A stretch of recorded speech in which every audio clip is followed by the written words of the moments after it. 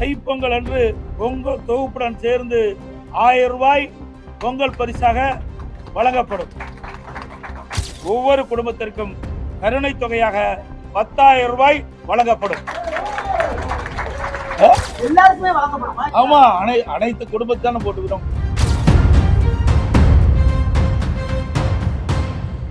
அத்தியாவசிய பொருட்களின் விலைவாசி விஷம்போல் ஏறி மக்கள் கடுமையாக பாதிக்கப்பட்டுள்ளனர். அதேபோல் திராவிட முன்னேற்ற கழக ஆட்சி அமைந்த பிறகு சொத்து வரி, வீட்டு வரி, மின் கட்டணம், குடிநீர் வரி போன்ற பல வரிகள் இந்த அரசால் உயர்த்தப்பட்டுள்ளது.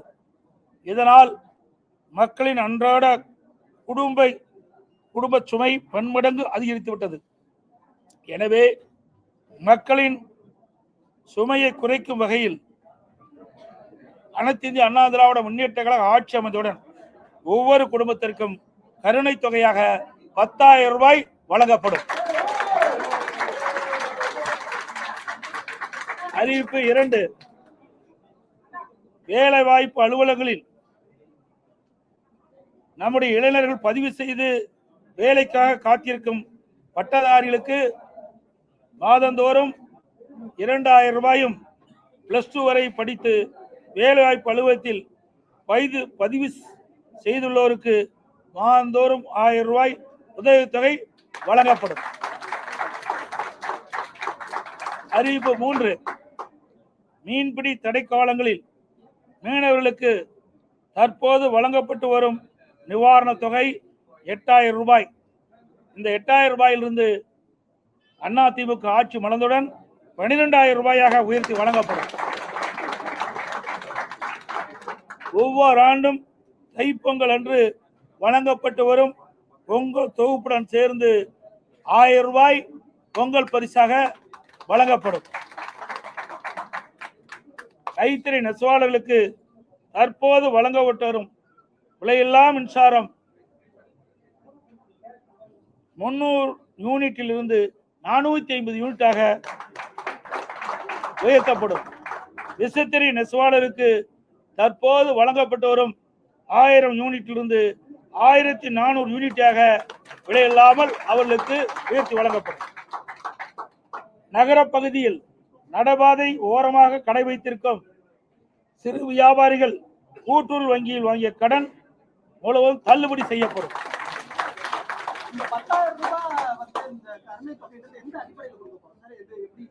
சொல்லதே கருணை தானே, எந்த அடிப்படையில் கருணை அடிப்படையில் தான் கொடுக்குறோம். அதுதான் அந்த வாக்கியமே. ஆமா, அனைத்து குடும்பத்தான போட்டுக்கிறோம். குடும்பத்திற்கு வழங்கப்படும் கொடுத்துக்கிறோம்.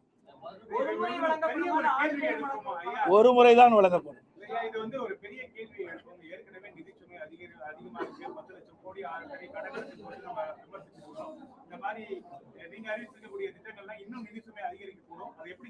நான் ஏற்கனவே சொல்லிவிட்டேன். எங்களுடைய அதிமுக அரசு இருக்கின்ற பொழுது திறமையாக செயல்பட்டு கொரோனா காலத்தில் கூட 1 ரூபாய் வரி வருமானம் இல்லாத போதே சிறப்பான ஆட்சி கொடுத்த அரசாங்கம் அதிமுக அரசு. அதனால் வருவாயை பெருக்கி நாங்கள் அறிவிக்கப்பட்ட நலத்திட்ட உதவிகள் முழுமையாக வழங்கப்படும்.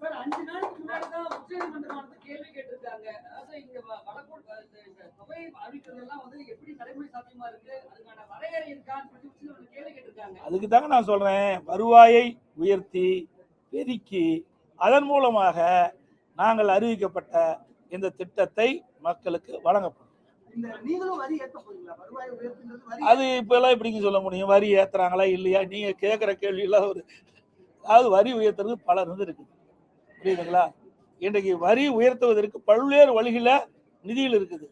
அந்த நம்முடைய நிதி துறையை சேர்ந்தவர் நிபுணர்கள் மூலமாக எந்தெந்த வகையில வரி பெருக்க முடியுமோ உயர்த்த முடியுமோ அதை உயர்த்தி நாங்கள் அறிவிக்கப்பட்ட திட்டங்களுக்கு தேவை நிதியை பெற்று திட்டங்களை செயல்படுத்தும்.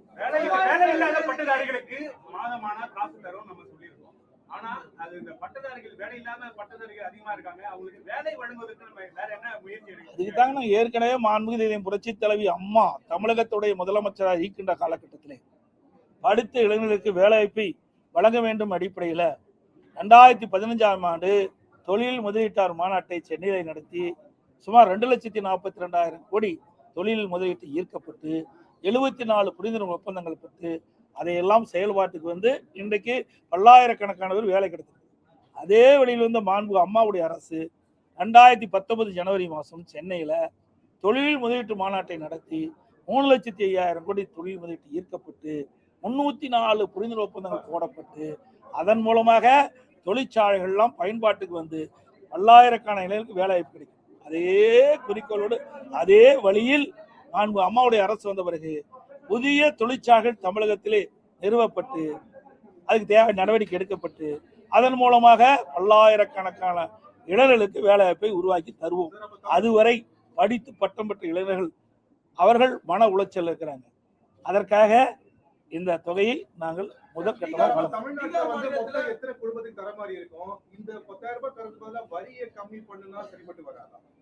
சார், அதாவது முதல்ல ரொம்ப உயிருக்கு போராடிட்டு இருக்காங்க.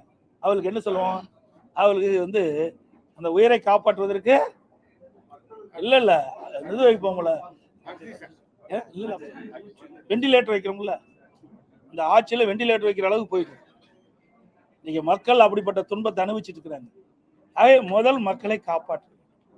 விலைவாசி அதிகரித்து விட்டது, அதிலிருந்து மக்களை காப்பாற்று. அந்த அடிப்படையில் தான் இதை நாங்கள் அறிவிச்சிருக்கோம்.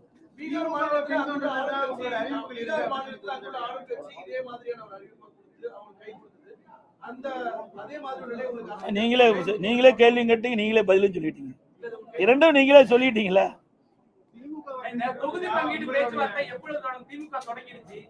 அவர்கள் வந்து நிறைய கட்சியை நம்பித்தான் அவர்கள் வந்து தேர்தலே போட்டிடுறாங்க. அதனால அவர்கள் முன்கூட்டியே தொடங்கியிருக்காங்க. நாங்கள்லாம் பொறுமையா தேர்தல் கூட்டணி குறித்து பேச்சுவார்த்தை ஏற்கனவே எங்களை என்னென்ன நிறைவேற்றி விட்டது, பேச்சுவார்த்தை நடத்திட்டோம். ஆனால் எந்தெந்த கட்சிக்கு எவ்வளவு தொகுதின்னு நிர்ணயிக்கல. விரைவாக நாங்கள் பேச்சுவார்த்தையை தொடங்குவோம்.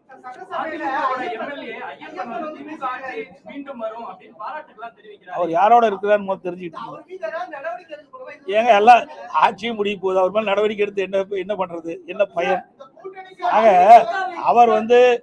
அவர் யாரோடு இருந்தார் உங்களுக்கு நன்றாக தெரியும். அவர் யாரோடு சேர்ந்திருக்கான்னு உங்களுக்கு தெரியும், யாருக்கு ஆதரவா செயல்பட்டு இருக்கான்னு தெரியும். இதெல்லாம் தெரிஞ்சுக்கிட்டு இந்த கேள்வி எங்க நேரத்தை கேட்கறீங்களா?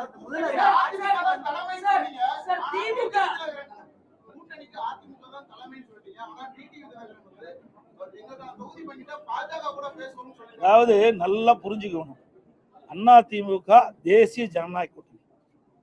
தேசிய ஜனநாயக கூட்டணி ஏற்கனவே அமைக்கப்பட்டது.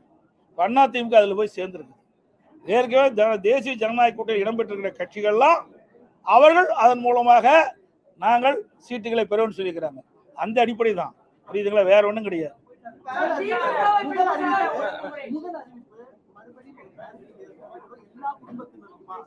இது சார் நான் தான் திருப்பி, அதாவது எல்லா குடும்ப அதை பாரு, குடும்ப இதிலே தெளிவா பாருங்க.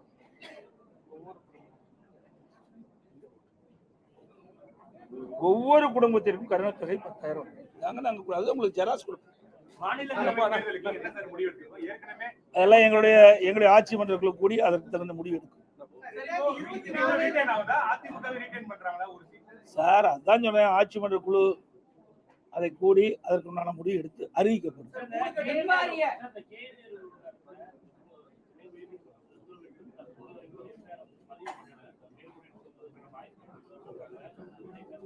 சார், என்றைக்கு திமுக நீதிமன்றம் கொடுத்த தீர்ப்பை ஏற்று அமுல்படுத்தி இருக்குது. நீதிமன்ற தீர்ப்பை மதிக்காத ஒரு கட்சினா திமுக கட்சி தான். இன்றைக்கு திரு நேரு அவர்கள் மீது இடி ஆதாரத்தோடு குற்றச்சாட்டுகளை அங்கே இருக்கின்ற மாநிலத்தில் இருக்கின்ற தலைமை காவல் அதிகாரிக்கு அனுப்பிட்டிருக்காங்க. 3 முறை அவள் அறிக்கை அனுப்பப்பட்டதாக தகவல் செய்திகள். அதன் அடிப்படையில் நடவடிக்கை எடுக்காத காரணத்தில் தான் அனைத்து இந்திய அண்ணா திராவிட முன்னேற்ற கழகத்தின் சார்பாக நாங்கள் உயர்நீதிமன்றத்தில் வழக்கு தொடர்ந்தோம். அந்த அடிப்படையில் நீதிமன்றம் விசாரிக்கப்பட்டு இடி தாக்கல் செய்த அந்த அறிக்கையின்படி அதில் என்னென்ன விவரங்கள் இருக்குதோ அதையெல்லாம் உள்ளடக்கித்தான் நீதிமன்றம் ஒரு தீர்ப்பை வழங்கியிருக்கு. அந்த தீர்ப்பை மதித்து இந்த அரசு செயல்பட வேண்டும் என்பதுதான் எங்களுடைய கோரிக்கை. செயல்படும் என்று நாம் எதிர்பார்க்கிறோம். ஏனால் இதுவரை திராவிட முன்னேற்ற கழகத்துக்கு எதிராக வந்த எந்த தீர்ப்பையுமே இவர்கள் மதித்ததே கிடையாது. இதுவரை டிஜிபி, நிரந்தர டிஜிபி, சட்ட ஒழுங்கு நிரந்தர டிஜிபி நியமிச்சிருக்காங்களா? நீதிமன்றம் போச்சு, உயர்நீதிமன்றம், உச்ச நீதிமன்றம் போய் வந்த பிறகு கூட இந்த அரசாங்கம் நீதிமன்றத்தினுடைய உத்தரவை மதிக்காமல், தீர்ப்பை மதிக்காமல் இருக்கின்ற ஒரே அரசாங்கம் திராவிட முன்னேற்ற கழக அரசாங்கம். அனைத்து ஊடகங்களுக்கும் நன்றி, வணக்கம்.